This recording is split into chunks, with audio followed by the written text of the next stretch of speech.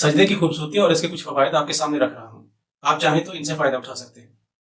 بسم اللہ الرحمن الرحیم۔ السلام علیکم ورحمۃ اللہ وبرکاتہ۔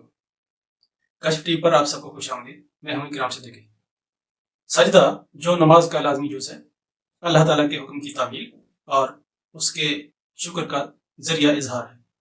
کہنے کو تو یہ عام سی بات لگتی ہے، لیکن در حقیقت سجدہ اللہ تعالیٰ کی طرف سے بندے کے لیے بہت بڑا تحفہ ہے۔ سجدہ بندے کی بندگی اور عاجزی کے اظہار کا سب سے آسان اور سب سے مؤثر طریقہ ہے۔ اللہ تعالیٰ کے نزدیک سجدہ بندے کی بندگی کی سب سے محبوب ادا ہے۔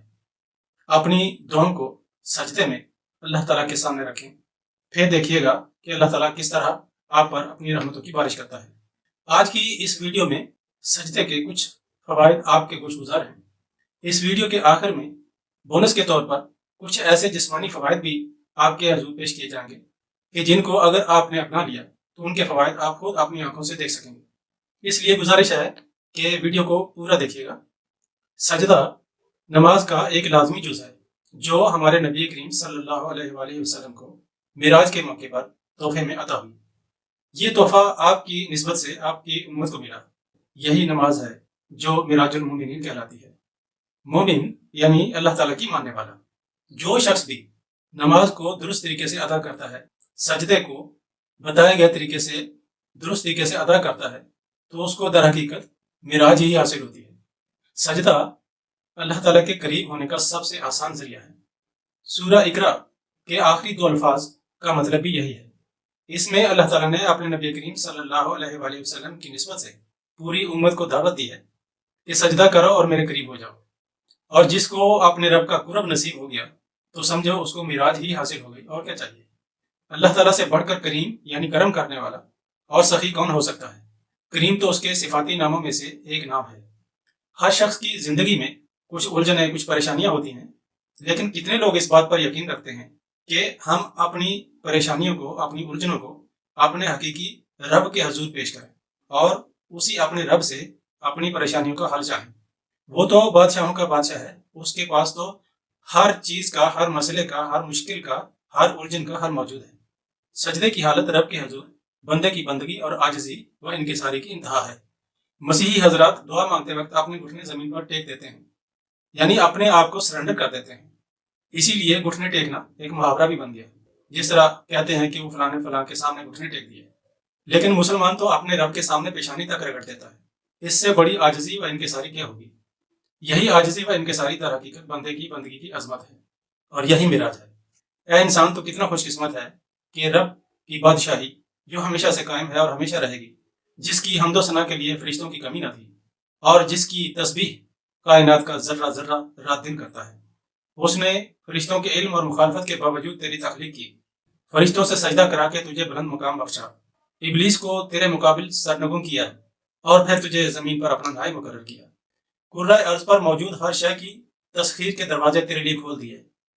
زمین پر جس چیز کی تجھے ضرورت تھی وہ تمام چیزیں تجھے مہیا کی، تجھے تمام مخلوقات پر فوقیت دی۔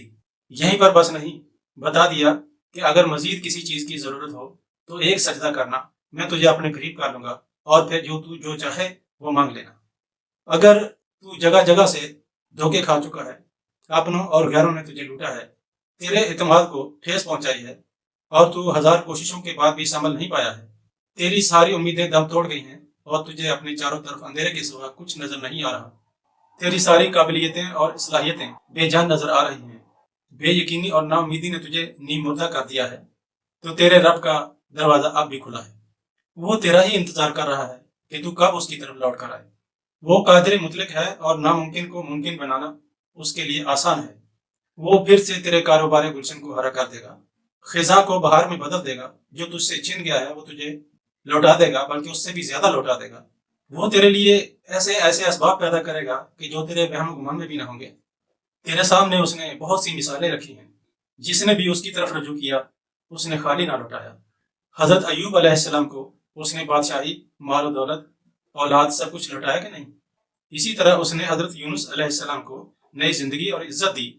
تو بھی آ جا، وہ تیرا بھی رب ہے جس طرح وہ پہلوں کا تھا۔ ایک بار، صرف ایک بار سجدے میں سر رکھ کے کہے تو صحیح کہ اے میرے رب، اے میرے کریم رب، میں بھٹک گیا تھا، میں تجھ سے دور ہو گیا تھا، مجھ میں اتنی طاقت اور اتنی ہمت نہیں ہے، اتنا حوصلہ نہیں ہے کہ میں اپنے گناہوں کو تیرے سامنے گنوا سکوں۔ بس تو مجھے اپنی رحمت سے، اپنی مہربانی سے معاف کر دے اور میرے حال پر رحم فرما۔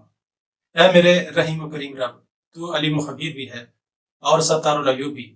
میں نے اپنی جان پر بڑے ظلم کیے ہیں، میں ٹوٹ چکا ہوں، بکھر چکا ہوں۔ میرے پروردگار تو میری دستگیری فرما۔ تو خود معافی کو پسند کرتا ہے۔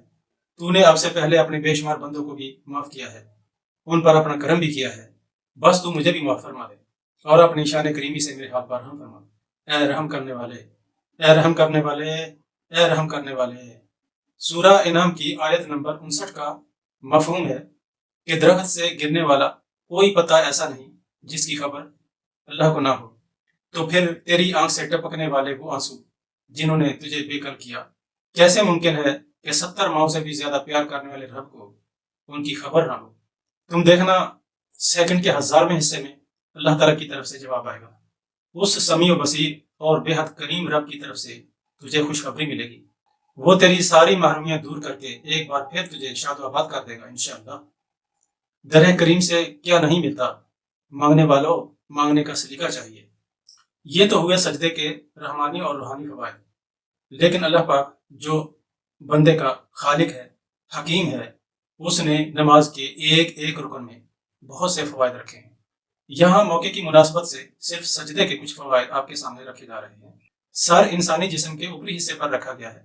دل جو سارے جسم کو خون سپلائی کرتا ہے، سر کے اوپر ہونے کی وجہ سے خاطر خواہ طور پر خون سپلائی نہیں کر پاتا، اور سجدہ بہترین حالت ہے جس میں دل نہایت آسانی کے ساتھ سر والے حصے کو بھی خون سپلائی کر رہا ہوتا ہے اور اسے بہت کم قوت خرچ کرنا پڑتی ہے۔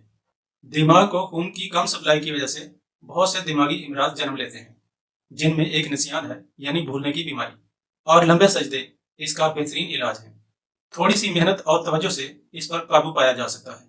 عام طور پر سجدے کا دورانیہ سبحان ربی الاعلیٰ و بحمدہ 3 مرتبہ کہنے کا ہوتا ہے، لیکن اگر یہ دورانیہ رفتہ رفتہ بڑھا کر 5 سے 7 منٹ کر لیا جائے تو یہ نسیان اور دماغی امراض کا بہترین علاج ہے۔ طویل سجدے سے چونکہ خون کا دباؤ چہرے کی طرف ہوتا ہے، اس لیے چہرہ پر رونق اور شاداب ہو جاتا ہے۔ آپ اسے چہرے کا نور بھی کہہ سکتے ہیں۔ جھریاں ختم ہونے لگتی ہیں اور بڑھاپا مؤخر ہو جاتا ہے۔ اسی طرح طویل سجدہ خون کی روانی کے سبب بالوں کی صحت مندی کا بھی سبب بنتا ہے۔ گرتے ہوئے بال رک جاتے ہیں۔ سجدے سے کانوں کے اور گلے کے امراض کو بھی شفا ملتی ہے۔ سجدے کی حالت میں خون آنکھوں کی باریک باریک نسوں تک بھی پہنچتا ہے، اس لیے یہ بینائی کا بھی محافظ ہوتا ہے۔ سجدے کی حالت میں آنکھیں کھلی رکھیں، خوبصورت اور روشن رہیں گی۔ سجدہ کندھوں اور بازوؤں کی بھی بہترین ورزش ہے، اور سجدہ ریڑھ کی ہڈی کی سیدھ کو بھی برقرار رکھتا ہے۔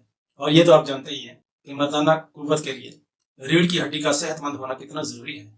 آپ سوچ رہے ہوں گے کہ اس طرح تو نماز کے لیے بہت سارا وقت لگے گا اور نماز کا 5 وقت ادا کرنا مشکل ہو جائے گا، لیکن ایسا نہیں ہے۔ نماز تو آپ ویسے ہی پڑھیں جیسے جماعت کے ساتھ سارے لوگ پڑھتے ہیں۔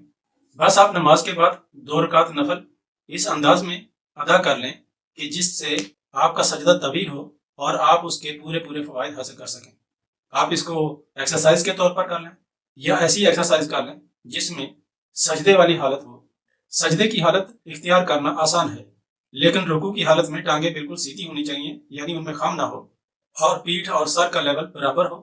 ہاتھوں سے گھٹنوں کو تھامے ہوئے ہونا چاہیے۔ نماز اور سجدے کے جسمانی و روحانی فوائد سے پتہ چلتا ہے کہ اللہ تعالیٰ اپنے بندوں کو کتنا پیار کرتا ہے۔ وہ اپنے بندوں کو صحت مند، توانا اور خوبصورت دیکھنا چاہتا ہے، جبھی تو اس نے نماز فرض کی ہے۔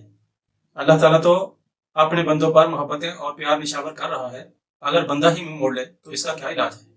ویڈیو اچھی لگی ہو تو پلیز چینل کو سبسکرائب کر لیں، اس کو صدقہ سمجھ کر اپنے دوستوں اور عزیزوں میں بھی شیئر کریں کہ بھلائی کی بات کو دوسروں تک پہنچانا بھی نیکی ہے۔ خلق خدا کے لیے آسانیاں پیدا کریں۔ اللہ کریم آپ کو قدم قدم پر آسانیاں عطا فرمائیں گے۔